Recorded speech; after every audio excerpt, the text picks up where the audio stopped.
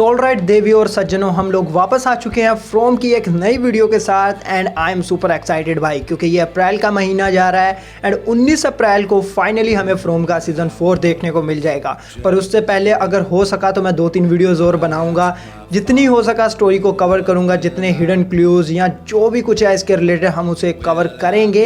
And क्योंकि आज की वीडियो काफ़ी इंटरेस्टिंग होने वाली है, कुछ ऐसे हिडन क्लूज़ हैं जो मैंने भाई ट्विटर पर बहुत ज़्यादा गर्दिश में देखे हैं, जो बहुत ही सुर्खियों में चल रहे हैं एंड हो सकता है आपके कुछ और भी फेवरेट क्रिएटर्स ने उन्हें कवर किया हो।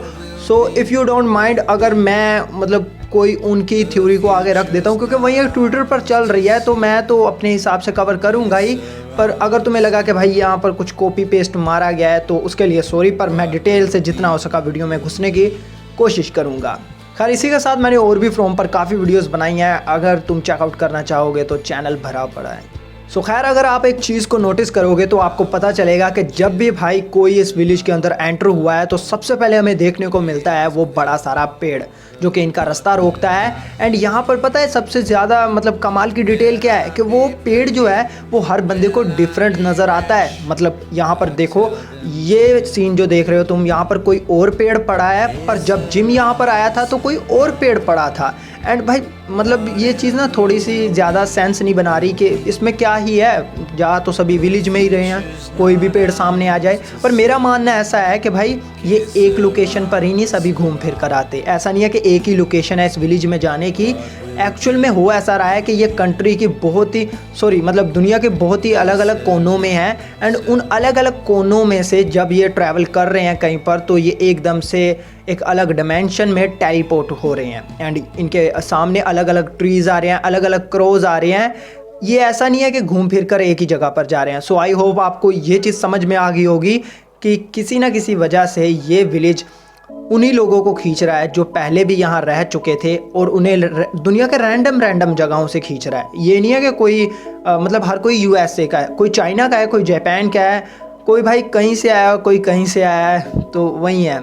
बाकी अब सबसे बड़ा खुलासा होने वाला है मैसेकर नाइट को लेकर। अब ये क्या चीज़ है, तो तुम्हें वो रात तो याद होगी जहाँ पर मिरांडा अपने बच्चों को छुपा कर एक बंकर के अंदर, ठीक है, विक्टर और उसकी बहन लुइस को, वो खुद जाती है उस टावर में बच्चों को बचाने के लिए, पर स्माइली आकर उसे मार देता है।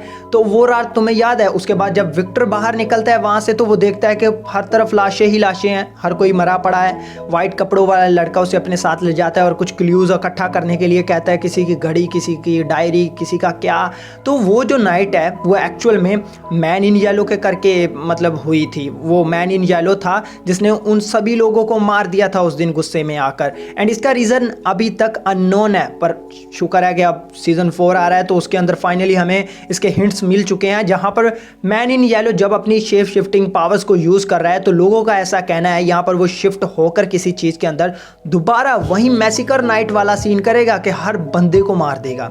एंड क्योंकि हम एक सीन में देख चुके हैं कि जहां पर डेबी था अपने बेटे के साथ और कुछ और लोगों के साथ, वहीं क्रो उनके ऊपर हमला कर देता है। उस घर में होते हैं और क्रो बड़ा सारा वो आकर, भाई क्या है, उसके मुंह पर मास्क होता है, वो हमला करता है इनके ऊपर। तो मे बी ये बस वहीं सब कुछ चल रहा है कि अब हर किसी को ख़त्म कर देना है। तो ये वही सीन चल रहा है, क्योंकि हम एक सीन में ये भी देखते हैं कि विक्टर अपने साथ जेड और ईथन को लेकर उसी जगह पर आया जहाँ पर मैन इन येलो ने अपने ट्रांसफॉर्मेशन की थी, और उसके कपड़े भी वहाँ पर पड़े हैं। एंड विक्टर को पता है यहाँ पर क्या हुआ है, और वो समझ जाएगा कि वो नाइट दोबारा आ रही है, वो मैसेकर नाइट।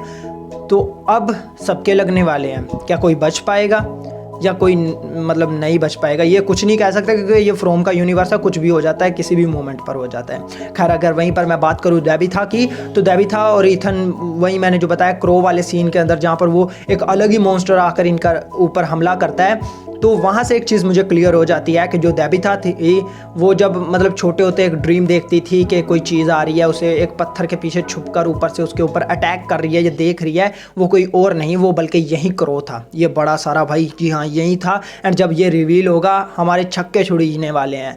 हमें ज़्यादातर लोग तो यही कह रहे हैं कि वो मैन इन येलो था, पर एमें ना बदनामी की जाओ भाई उसकी। क्या फ़ायदा है तुम्हें कि हर सीन में तुम कह रहे हो कि मैन इन येलो ने जिम को मार दिया, मैन इन येलो ये कर रहा है, वो कर रहा है, फलाना ढिमकाना, वो हगने बैठा। नहीं भाई, मत करो प्लीज़। मैन इन येलो ठीक है, वो यहाँ का बॉस है, वो कुछ ना कुछ करता है, पर उसके प्यादे भी उतने ही ज़्यादा मिस्टीरियस हैं जितना वो खुद है। तो यही है कि वो जो देख रहा है ऊपर से, मतलब अपना डेबिथा को, वो यही है, ये जो मास्क वाला बंदा, मुझे नहीं पता इसका क्या नाम है, तो या तुम्हें भी पता चल ही गया होगा। खैर, अगर तुम इस सीन के अंदर नोटिस करोगे तो बॉयड के पीछे कैलेंडर लगा हुआ है। अब इस कैलेंडर के अंदर तुम लोग देखोगे ना तो कुछ डेट्स को कट किया है, कुछ को सर्कल किया है, एंड ऐसा है जैसे कोई कैद के अंदर दिन गुजार रहा था अपने, और नाउ वो फाइनली फ्री होने वाला है। पर यहाँ पर एक मोटेल का नाम लिखा है, ठीक है। अब क्लियरली दिखा तो नहीं जा सकता, पर लेकिन समझ में आ रहा है कि यहाँ पर किसी मोटेल का जिक्र हो रहा है। एंड हमने देखा है फ्रॉम वैली के अंदर एक मोटेल है भी, जो कि गायब हो चुका है अपनी जगह पर से, मतलब कि वहाँ पर है ही नहीं। एंड विक्टर का बाप भी यही कहता है हेनरी कि यहाँ पर कोई मोटेल होना चाहिए था, पर है क्यों नहीं। एंड मुझे पता क्या लगता है कि यहाँ पर उस मोटेल का बहुत ही ज़्यादा इंपॉर्टेंट रोल है। मोटेल आई मीन्स के होटल, मोटल और होटल में थोड़ा सा ज़मीन आसमान का फ़र्क होता है, पर वही चीज़ है, होटल कह लेते हैं हम लोग कि वो होटल कहाँ पर गया। तो यहाँ पर इस होटल को भी लेकर कोई बहुत ही मिस्टीरियस डिटेल हमें देखने को मिलेगी। मे बी वो हेनरी रिवील करेगा, हेनरी के थ्रू पता चलती है या वैसे ही पता चल जाती है, ये तो देखने पर पता चलेगा। एंड अब बात कर लेते हैं फाइनली एक लास्ट चीज़ के ऊपर, जो कि मेरे सब्सक्राइबर ने मुझे बताई है कि भाई देखो, ये लोग पूरी फ्रॉमवेल से निकलने के लिए ज़मीन से रास्ता ढूंढ रहे हैं। मतलब कि ज़मीन से ऐसे ढूंढ रहे हैं कि सड़क से होते हुए जा रहे हैं, फिर उसी लूप में चल रहे हैं, वापस से गाड़ियाँ वहीं आ जाती हैं, ये ऐसे निकलने की कोशिश कर रहे हैं। अगर ये पानी के रास्ते जाने का ट्राई करें तो क्या ये निकल सकते हैं? मतलब किसी तरह से वो पानी में बोट लेकर जाएं या कुछ करके जाएं, क्योंकि हमें याद है कि जो एबी थी, जो बॉयड की वाइफ थी, उसने उसे एक मतलब वो समझ रहे हो कि बोट की दी थी, सरप्राइज़ दिया था उसे उसकी रिटायरमेंट का, और कहा था कि लाओ ये एंजॉय करना वहाँ पर जाकर। तो ये एक हिंट है बहुत बड़ा, और ये लॉजिक बना भी रहा है कहीं ना कहीं पर। तो मुझे नहीं लग रहा है अभी के लिए, क्योंकि देखो अगर पानी से गुजरना ही है तो वो अंगूई बच्चों का क्या होगा, मैन इन येलो का क्या होगा, इस जगह का क्या होगा। मतलब ये फिर खामा खा कि यहाँ पर है, ये कोई वीडियो गेम तो चल नहीं रही है कि आपको स्केप करना है तो इस तरह से कर लोगे। यहाँ पर सभी चीज़ों को सॉल्व करना है। ये जो लूप चल रहा है, ये जो कर्स चल रहा है, इसे भी तो तोड़ना है। तो ये स्टोरी सारी बस उसी अंगूई बच्चों से कनेक्टेड है। जब वो बच्चे ठीक हो जाएंगे तो सारा कुछ ही ठीक हो जाएगा। बट नाउ क्योंकि अब जल्द ही हमें सीज़न 4 देखने को मिलेगा, तो देखते हैं क्या बनता है। हमारी थ्योरीज इस चीज़ पर खरी उतरती हैं या धरी की धरी रह जाती हैं। एंड इसी के साथ मैं चलता हूँ। लाइक कर देना, सब्सक्राइब कर देना, मुझे आपकी सपोर्ट की काफ़ी ज़रूरत है। एंड जो भी आपके दिल में दिमाग में थ्योरीज हो मुझे कमेंट्स में बता सकते हो। एंड इसी के साथ या सायोनारा।